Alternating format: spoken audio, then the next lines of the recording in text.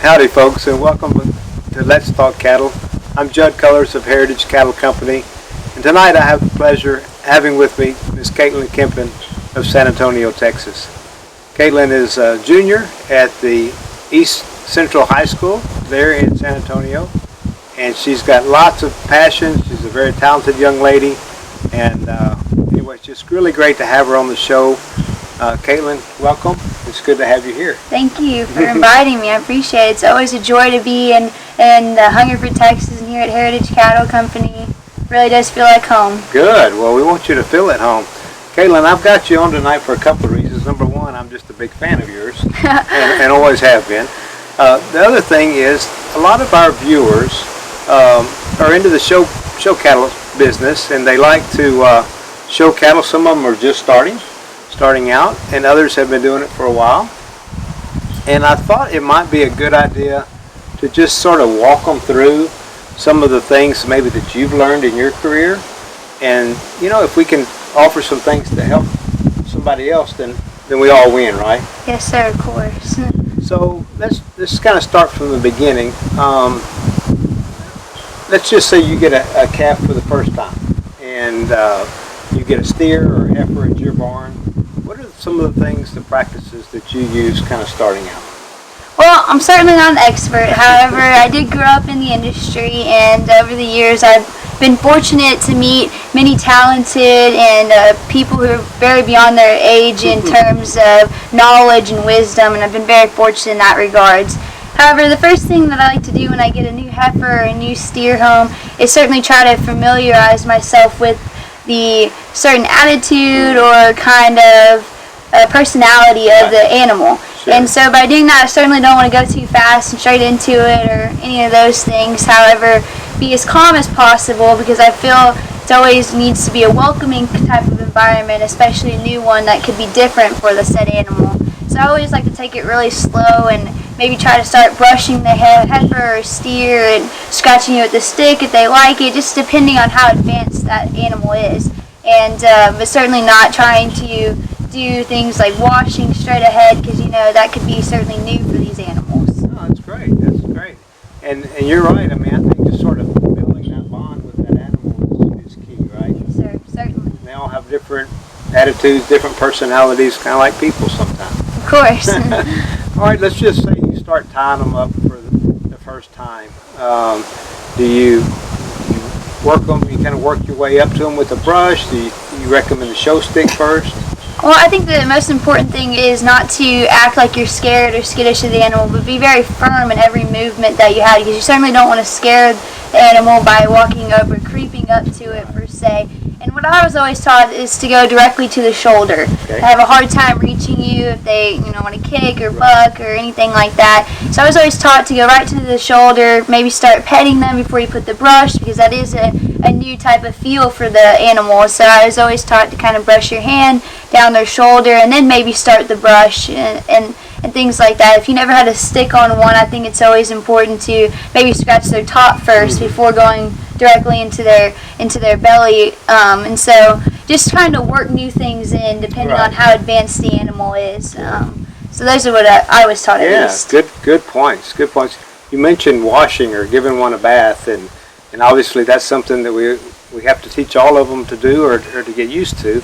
Do you have any practices when you get ready to wash an animal? I mean, do you blast at their head first, or kind of how do you do it? Tell me how you do it. Well, I always start at their feet and try to rinse their feet lightly over their feet so they kind of get the feel of water, especially if it's their first time and they don't really know. And then I'll work my way up the animal, which is kind of the opposite of what you do when you're really washing one. However, I feel to really get them the feel of it, and maybe if they kick at it a couple times, then it won't be as scary for them. Right.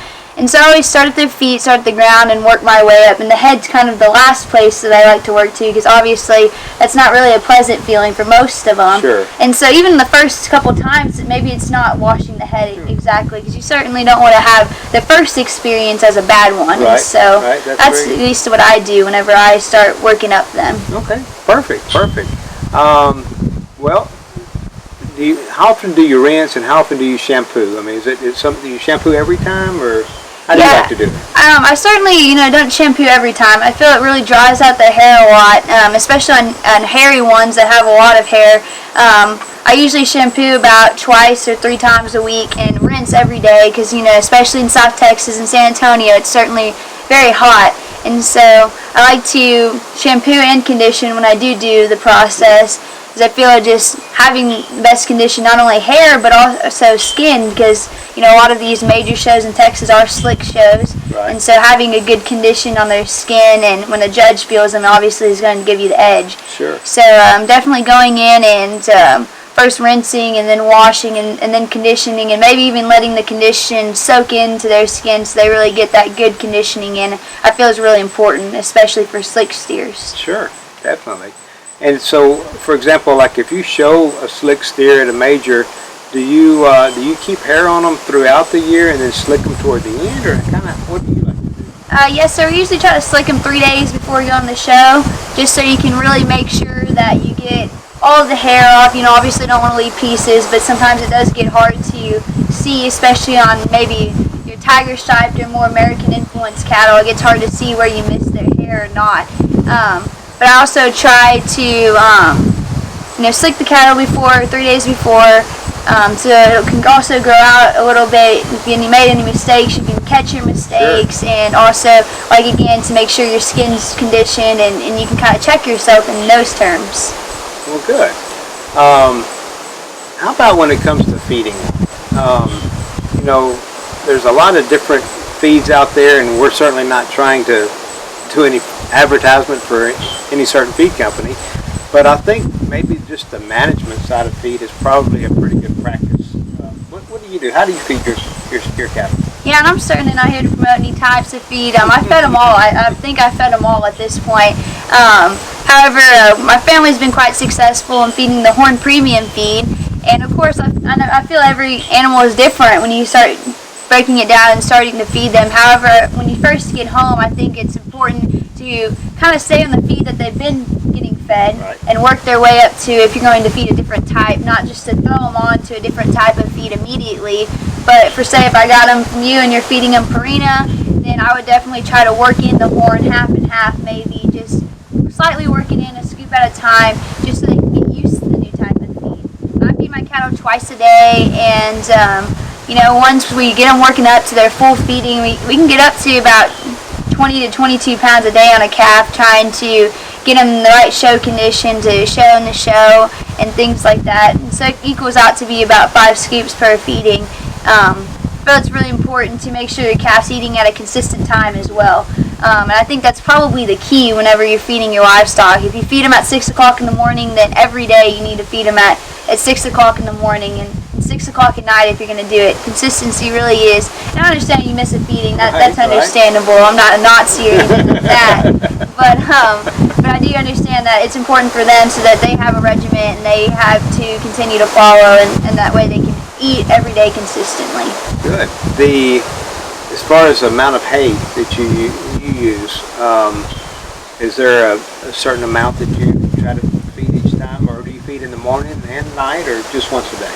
Well, I think it's important. Hay is really important to keep the ruminant system going, and having that roughage I feel is really important, especially if they're not out on grass and they're in a confined pen. And so I kind of keep them free choice hay throughout the day and night, and so that way they always have that to go to. If they are, their stomachs are feeling weird or awkward, that's kind of a go-to thing for them. And so I feel it's really important to have that at all times available for them. Great. Any little sort of secrets that you might want to share as far as any little additives or beet pulp or any, like if you're taking one to a show, let's say for example, and maybe it's their first show, maybe they're eating okay but not fine. You're just trying to get that feel. Is there anything you've done or you've experienced that sometimes it could kind of help some? Yeah, at home I don't feed a lot of additives or things like that. We do feed beet pulp and cottonseed hulls. We feel those are important when trying to hold one or trying to, get one with a little more rib shape and a little more spring to the rib. But at shows, it becomes really important for them to eat. I mean, it could cause you to be down a place or up a place, and really on how they eat the day before show. So I do feel it's really important.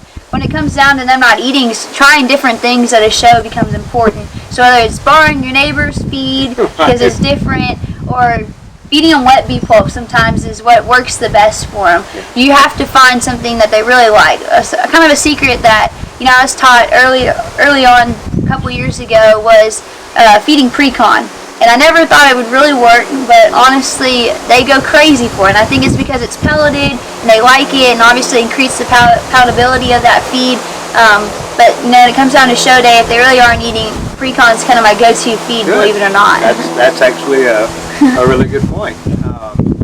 So let's kind of fast forward a little bit. You've accomplished so many things in your show career, and you do cross country. I mean, you have a host of other things that you're involved in, and we're just really proud of you for that. Thank you. You just got finished doing some speaking, Creed, Yes, something. sir. You're telling me at lunch today, and so tell me some of the other activities that you're in.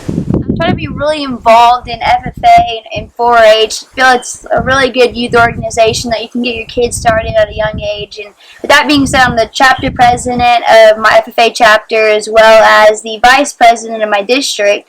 And I compete on numerous different teams and events such as livestock judging, dairy cattle judging, and wool judging in the spring. And then I do numerous speaking events such as Creed speaking and prepared public speaking. And I really feel these are core things that kids can get involved in that can not only improve their speaking skills, but having an interaction with an adult. Sure. I feel it's really important, especially in this day and age. That's awesome. That's awesome. Well, I commend you for those many accomplishments, and again, it's just a lot of fun to have you here.